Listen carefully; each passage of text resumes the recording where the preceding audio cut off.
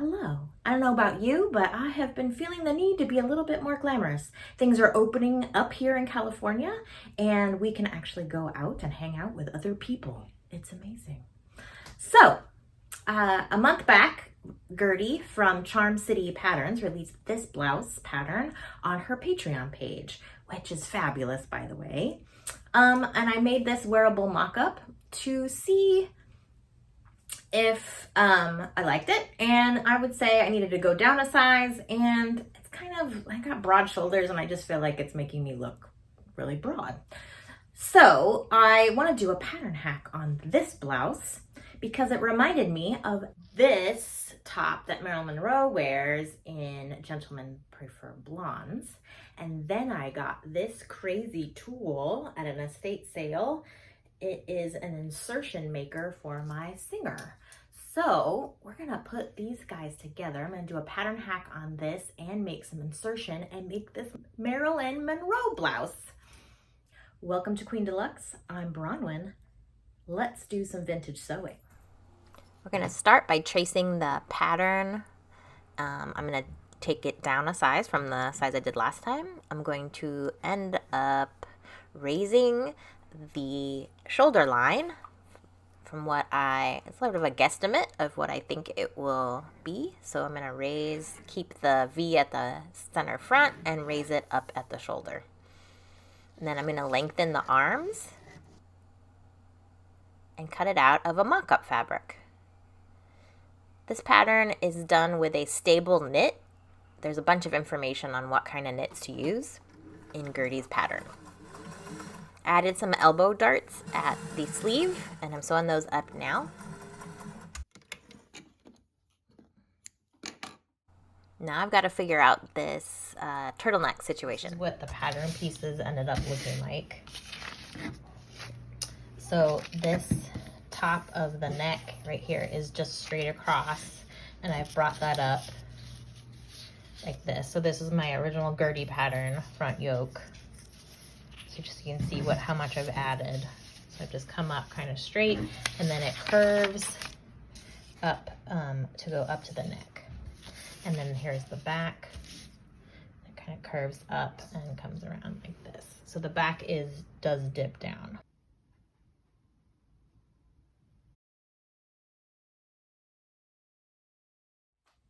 All right, so here's my mock-up.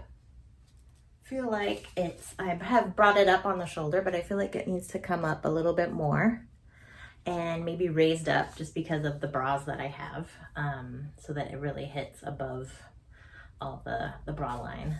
I think the sleeves are the right length. My elbow darts are hitting in the right spot. The neck looks, like it has like the little bit of cowling happening that hers does, and it's smooth right here. So I think I'm on the right track. Let's do those alterations to the pattern and then we'll move on. After our fitting, we need to move the shoulder up 2 inches and this bust line up 1/2 inch. Draw that new line.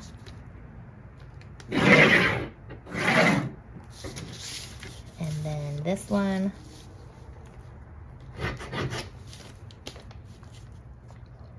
So I'm moving that up 1/2 inch as well.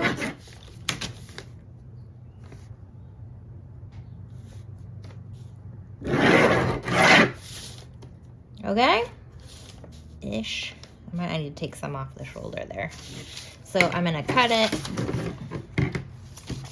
and then we'll readjust the shoulder and see how that works. So I'm gonna leave that kind of on there, and then I'm gonna mark our seam allowance at 5/8 so we can really tell what's happening.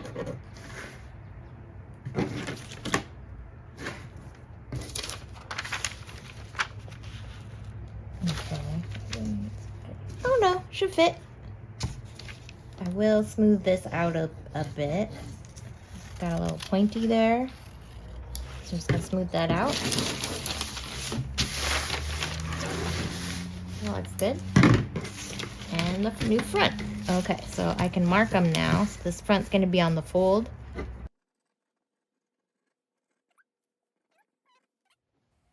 Time to make my insertion. So I picked up this little tool at an estate sale. It has these little pegs, and you just wrap your thread around, however, in whatever kind of configuration you want. It is adjustable at one end, so you can be wider at one end, or it can be symmetrical, just the same distance between the pegs. And then you stitch on both sides of that little bar, and it will control the insertion. I do tie off my threads with a little knot every time that I'm finished, because it is about 12 inches long, so you can only do about 12 inches at a time. It was supposed to come with a specialty foot that fit right in that groove, but it was lost. So I am making my zipper foot work instead.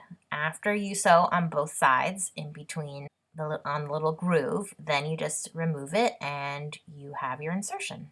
I forgot we got to deal with the seam allowance for the insertion, because we want a space in here for the insertion. So math, we're going to cut off the 5/8 seam allowance, and then it will fold back 1/4 of an inch so that this will leave the 1/2 inch insertion space. So we'll just get the little lines in between and skin.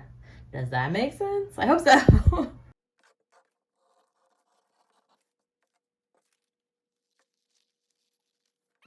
So I found this lightweight t-shirt knit at a local store, and it's as close as a color as I could find.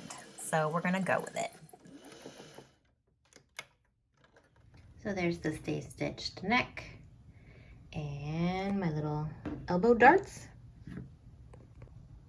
Front with the French curved bust darts.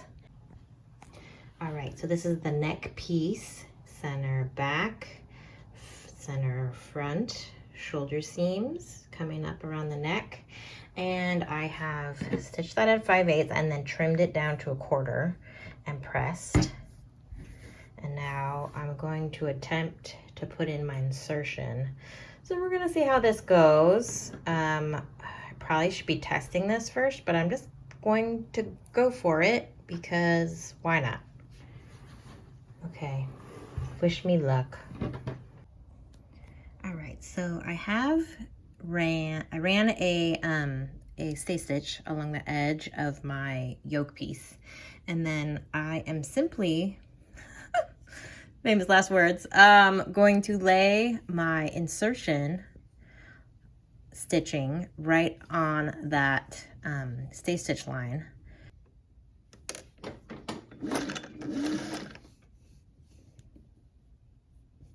All right, so I've reached center front, and I think I have one of the threads sticking straight, hopefully straight in that corner, pivoting, and then we're gonna stitch the other side. So far, so good, I think. The only thing that's been kind of a mess is that I have to really hold these loops down with each, sort of make sure they get under the foot okay and not like rumpled up. Okay, I gotta say I'm pretty happy with that. That went surprisingly well. Okay, there you go. And I pressed it back. Do I just put the rest of the shirt together and then put that on? I guess. I was expecting trouble. I'm surprised.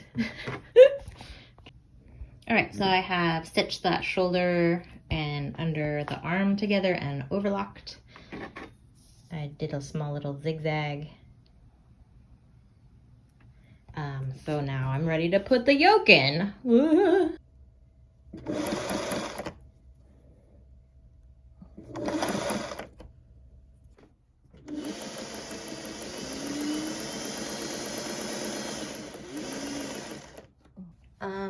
You guys, that worked a treat. What? That's a kind of way better than I expected. It looks like I could have had these further apart, looking at the Marilyn Monroe picture, but for my first time doing insertion with that machine and everything, I didn't want them to be further apart. Like it just felt like it was gonna be wigglier and stuff. So I'm gonna do some finishing and pop this guy on. Holy cats, it's so cute. I feel like it's super comfortable. Like I could totally wear this to work or whatever and still look somewhat glamorous and not feel restricted or anything. I feel like the insertion turned out so great, considering how, you know, weird that whole process was. So I want to thank William Travilla for designing the costumes for Gentlemen Prefer Blondes for Jane Russell and Marilyn Monroe. Beautiful costumes throughout. If you haven't seen it, please check it out. It's worth your time. All right. Thanks for sewing with me today. I hope you enjoyed yourself. I know I did. If you did, feel free to click the links and the likes and the subscribes and all that stuff. And if you enjoyed this video, please check out, you know, my last movie video where I recreate Dottie's dress. All right, I'll see you next time. Bye.